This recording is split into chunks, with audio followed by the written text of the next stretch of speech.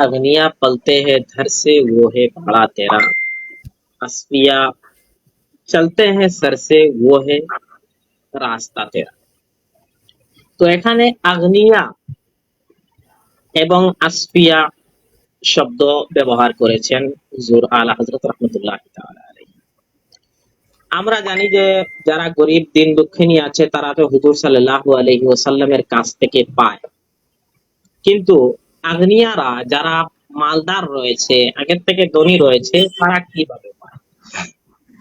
সহজ সরল ভাবে আমরা এটা বুঝতে পারি যে এই পৃথিবীতে যে যত ধনী হয়েছে, যে যত মালদার হয়েছে, যে যত ধনী হয়েছে, এই ধনী হওয়াটা হুজুর পাক সাল্লাল্লাহু তাআলা আলাইহি ওয়াসাল্লামের পক্ষ থেকে হয়েছে।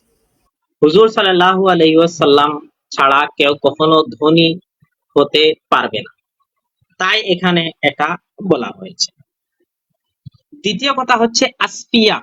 আসফিয়া, এখানে আসফিয়া দিয়ে সুফিগণকে বোঝানো হয়েছে, অর্থাৎ যত সাহাবায়ে কেরাম, তাবিন, তবে তাবিন, আইম্মায়ে মুজতাহিদিন, যত আউলিয়ায়ে কেরাম এই পৃথিবী ছেড়ে চলে গেছেন বা এই পৃথিবীতে আসবেন, সবাইকে বোঝানো হয়েছে যে তারা নবী করিম সাল্লাল্লাহু তাআলা আলাইহি ওয়াসাল্লামের বারগার মধ্যে কি রকম আদব এবং ইহতিরামের সাথে থাকতো, চলতো, বা হুজুর সাল্লাল্লাহু আলাইহি ওয়াসাল্লামের বারগার মধ্যে তারা কি রকম আদবের সাথে থাকতো, এই কথা এখানে বলা হয়েছে যে আসফিয়া চলতে হে সর সে वो है রাস্তাতে।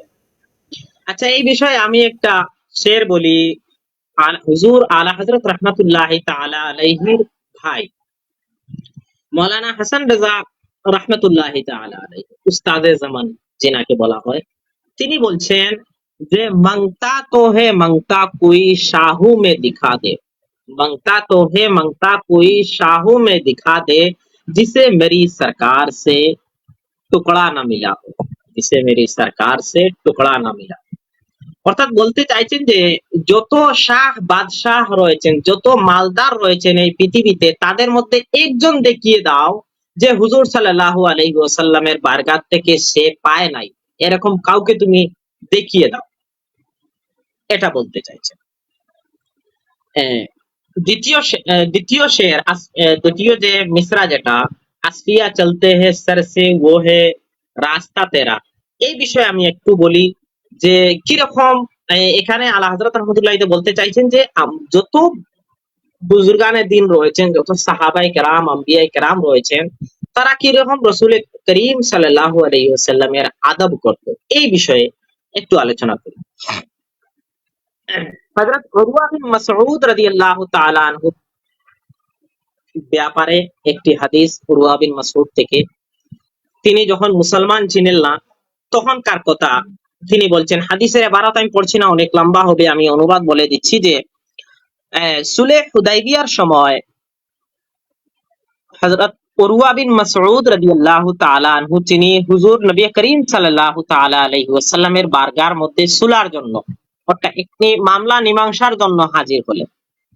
হাজির হওয়ার পর তিনি দেখতে পারেন, তিনি যখন হাজির হয়ে এখানে সবকিছু দেখে এখান থেকে চলে যান, তিনি গিয়ে তিনার কওমকে বলেন যে আল্লাহর কসম করে বলছি, আল্লাহর শপথ করে বলছি, আমি অনেক বাদশার দরবারে গিয়েছি, আমি কায়সার ও কিসরা যারা আম্পায়ার রয়েছে, যত বড় বড় বাদশা রয়েছে, তাদের কাছে আমি গিয়েছি, কিন্তু খোদার কসম করে বলছি যে আমি এরকম কোন বাদশা দেখি নাই হুজুর মুহাম্মদুর রাসূলুল্লাহ সাল্লাল্লাহু আলাইহি ওয়াসাল্লামের আব্দুল্লাহ মুহাম্মদ বিন আব্দুল্লাহর মতো আমি কোন এরকম বাদশা দেখি নাই যে তার সাঙ্গবঙ্গ যারা রয়েছে, তার সাহাবা যারা রয়েছে, তার আসহাব যারা রয়েছে, তারা কিরকম নবী করিম সাল্লাল্লাহু আলাইহি ওয়াসাল্লামের ইজ্জত আজমত করত।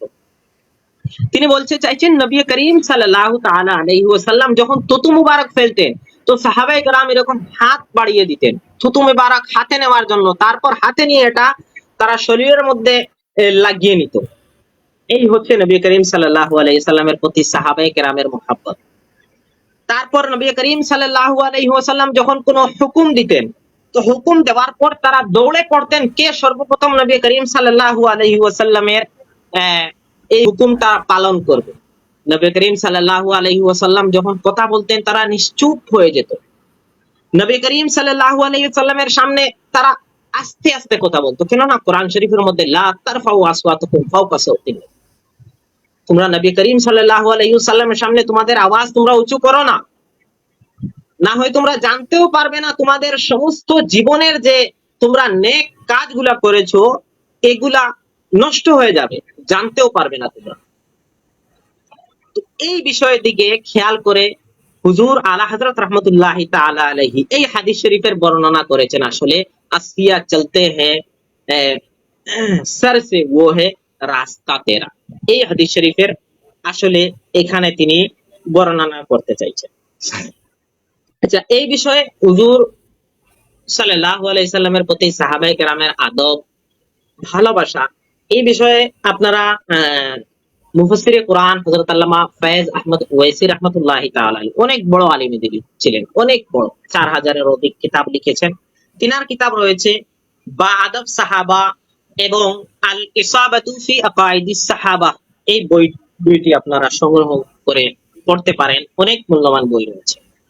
আচ্ছা, এই বিষয়ে আমরা আরো কিছু কথা বলতে পারি যে সাহাবায়ে কেরাম এবং সাহাবায়ে কেরামের পরে তাবিন, তবে তাবিনের কিরকম মহব্বত ছিল নবী করিম সাল্লাল্লাহু আলাইহি ইসলামের, কি প্রেম ছিল, কিরকম আদব করতেন, এই বিষয়ে হযরত ইমাম মালিক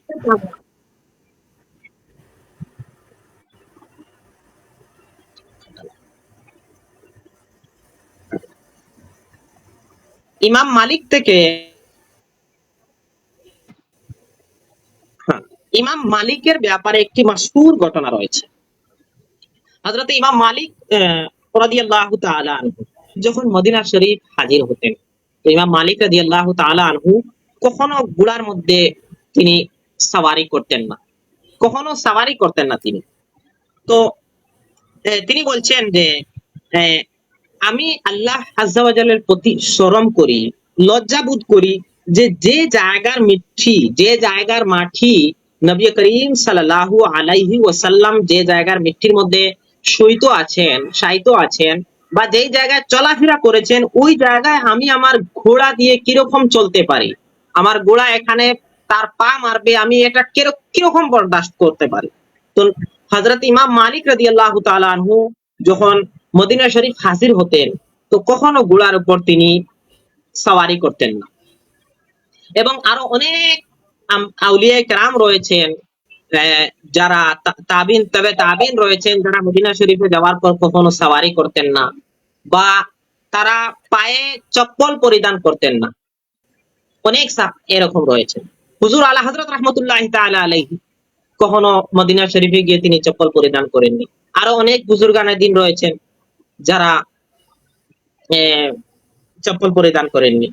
হুজুর আলা হযরত রাহমাতুল্লাহি তাআলা আলাইহি শরীর এক টুকরা আমার মনে আছে যে আলা হযরত রাহমাতুল্লাহি তাআলা আলাইহি বলেন যে আরে সর কা মৌকা হে ও জানে वाले, আরে সর কা মৌকা হে ও জানে वाले, yani মদিনা শরীফ যারা যাচ্ছে তাদেরকে বলছেন, প্রথম মিসরা আমার মনে আসছে না, তো বলছেন যে এখানে মাথা দিয়ে চলার জায়গা, এখানে পা দিয়ে চলার জায়গা নয়, এটা হচ্ছে মাথা দিয়ে চলার জায়গা। আমার কাছে যদি এত শক্তি থাকতো, ক্ষমতা থাকতো, তাহলে আল্লাহ বলছেন আমি মাথা দিয়ে এখানে চলতাম, কিন্তু আমার কাছে এত শক্তি নাই, আমি চলতে পারি নাই। সেরে বলছেন আরে সর কা মৌকা হে ও জানে वाले। তো দ্বিতীয় যে মিসরা রয়েছে আসফিয়া চলতে হে সর সে वो है রাস্তা তেরা, এই শেরে আসলে আলা হযরত এই বিষয়টুকু আমাদেরকে বোঝাতে চেয়েছেন।